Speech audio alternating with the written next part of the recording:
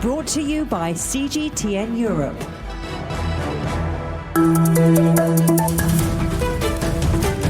I'm Stephen Cole. Welcome to the Agenda podcast. 2020 marks the 45th anniversary of the establishment of diplomatic relations between China and the EU. This year has seen strained relations between China and the US, a global pandemic, and the looming spectre of Brexit. So there was plenty to talk about at the EU-China virtual summit on the 14th of September. On the back of this, we spoke to Lin Goethals, Programme Director at the European Institute for Asian Studies in Brussels, as well as Wang Yiwei, Director at the Centre for European Studies at Renmin University. Lin Goethals, first of all, let's start with the big question. How do you see relations between China and the EU after this rather unique online summit? I think one of the main issues that were discussed during the summit are, of course, like the digital aspect and the Green Deal for the EU, then in that case, or green cooperation. So to that extent, I think we have some very specific topics that have been put forward by the EU and the European Commission in particular in EU-China relations that should be taken further, next to, of course, the trade agenda and the comprehensive agreement on investments. Wang Yiwei, what's your take from the summit? Well, China-EU relations now is at a crossroad because the world is in a crossroad. It's whether go globalized, multilateral way, or decouple. And China and the European Union as a two certain power, I think, to make sure the world will be certain, not to deal with the uncertainty, particularly for the Trump's policy, even talk the new Cold War scenario. And secondly, and the China-European relations also at the crossroad. When the U.S. declared the engagement policy towards China failed, whether the European Union also followed that kind of trap. So far, Germany, particularly under the leadership of Chancellor Merkel, still think about the engagement policy works by more pressure to show the tough stance towards China on the human rights, on the market assessment, on the fair competition, on the even climate change. I think the summit actually showed, compared to like the previous one in June, some slight progress and a willingness to engage and to actually take on some specific topics forward in the relations. Yet, of course, the world is a very different place compared to a year ago, let's say, or even earlier than that. So the EU and China will have to tackle specific issues that are on the table and have been there for quite a while. So progress is needed and will be required. And for the EU and China to actually take it up to like the next level, I think some specific dialogues and some harsh language might actually be crossing the table. As the gap between China and the US seems to widen, is there a real chance now for the EU to become a real player on the global stage with China? Of course, European Union is, I think, most important partner for China to cooperate in the multilateralism. Since the United States, I think, religion thinking, Americans always want to dominate the cyber, like the globalization. If Americans cannot take a leadership dominant, and then they will have another, have an alternative approach to make the globalization thing in danger. So China and the EU, I think it's a DNA as a multilateral reason, and they should work together. How do you measure a year? As a song sings, in daylight, in sunsets, in cups of coffee. Here on 1,000 Whys, we measure a year in seasons. A program where we proudly present to you our delicate selection of how Chinese culture is incorporated into people's lives with the change of seasons. Discover the stories, delicacies, nature, ceremony, festivals, and a whole lot more while hearing how they are in sync with that particular season. And beyond that, take with you a bit of wisdom and a philosophy that resounds season in and season out. Subscribe to 1000 Whys for free on Apple Podcasts, Spotify, or wherever you get your favorite podcast. We've looked at the big picture in terms of China-EU relations, but what does all that mean in practice for European companies looking to trade with China and Chinese companies looking to expand into the European market? Joining me now from Brussels is the chairman of the Belgian-Chinese Chamber of Commerce, Bernard Dewit. Mr. Dewit is head of the Belgian-Chinese Chamber of Commerce. What is your take from this summit? I think the first important thing is that there was a summit. If you see that this year, by my knowledge, there was no such a summit between China and Japan, between US and China. I see that there is, for the second time, the leaders this year meet. Of course, it was a summit limited, but I think it's not for a question of politics, but more just purely of the pandemic. But the fact that the summit took place, I think, is important because it is of utmost importance that top leaders can have dialogue on so many important issues, among which issues concerning business between EU and China. What are the business opportunities for Europe in China, and what specific trading areas should we be looking at? Trade opportunities, there are, and there are plenty. China is a huge market.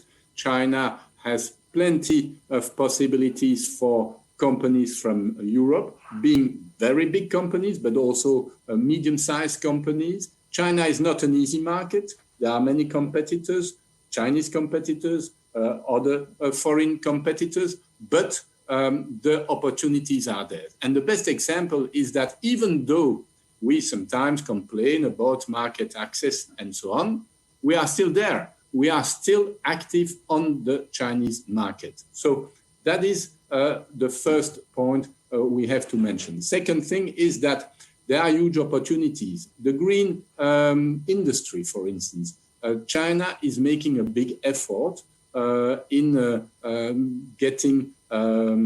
having a green energy policy.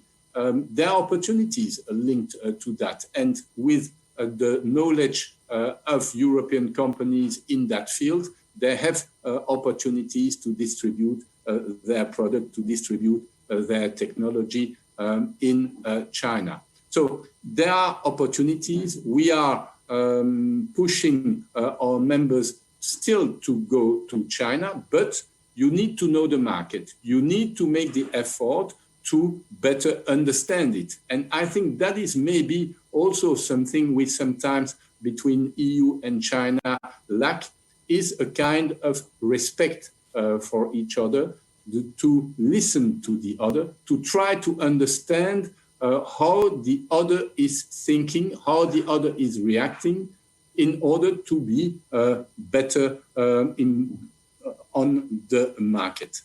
How important do you think good relations are, trading relations between Europe and China? The reason I ask is, if there were very strong trading relations, then how much could that contribute to a global economic recovery post the pandemic? Well, I think at this time, we are all fighting here in Europe with economic problems, being the consequences of this terrible pandemic. We need to have, I think personally, the solution will not be by closing borders. The solution will not be by just remaining with our own markets, because if we close our borders to the others will do the same to us. So that will not be the solution. What we saw these last 15, 20 years was that by opening more our borders to foreign companies, that has profited to our economies globally, that has profited to the fact that we could fight more efficiently against unemployment. And so I think personally that by being more open, we'll give more opportunities, economically speaking, and to allow our economies to recover quickly. There are plenty of fields, digitalization, for instance, where more and more companies are active in, as well in China as in Europe. Let's put bridges. We could profit from each other's knowledge. The best example is also the famous vaccine against the COVID. I think if we were on both sides, and it's even at the world side, ready to exchange knowledge, to exchange the results of the research, we can get it much quicker. Finally, has China begun to lose interest in the EU? I'm looking at the figures that say that investment in the EU from China fell last year to a 5-year low. Why is that? I don't think China is losing interest in the EU. On the contrary, especially at a time with US-China tensions. But it is also the fact that EU has adopted stronger rules, for instance, these screening procedures for foreign investments, that is hitting Chinese companies. And we saw in the reaction of the China Chamber of Commerce to the EU that it is a preoccupation for Chinese companies. And we need to be consequent. If we say we want to have foreign investments to help our economies to recover quickly, we need also then to give the instruments allowing these foreign companies to come and set up easier in our countries. Bernard Dewit, many thanks to you for joining us on The Agenda. Thank you very much, sir. With more than €1 billion a day in bilateral trade, the EU is China's top trading partner, while China is second only to the United States as a market for EU goods and services. The two sides have been negotiating an agreement on the conditions under which companies would be able to invest in the other's economy, with the EU wanting China to open its market and end what it says are discriminatory laws. As one of our guests said, European companies are still active in China's marketplace and would like even greater involvement. The proposed investment accord, when it's signed, should be a stepping stone to a new free trade agreement. But it's not only trade. China and the EU want now to work towards agreement on climate change, although there are some disputes on how much carbon emissions they should reduce. Both sides do agree, though, it's important to act within the Paris Agreement, especially in the absence of the US. But the EU does have concerns, especially about investment in European technology by state-subsidized Chinese firms, and said it would be particularly vigilant on critical areas such as microelectronics and artificial intelligence. So it seems now is the time China and the EU might be ready to stand together to protect multilateralism and promote cooperation in a greener and more digitally focused economy. And that brings us to the end of another edition of The Agenda. You can subscribe to this podcast on iTunes, Stitcher and Spotify. You can also find us on CGTN Europe, Facebook, Twitter, Instagram and YouTube.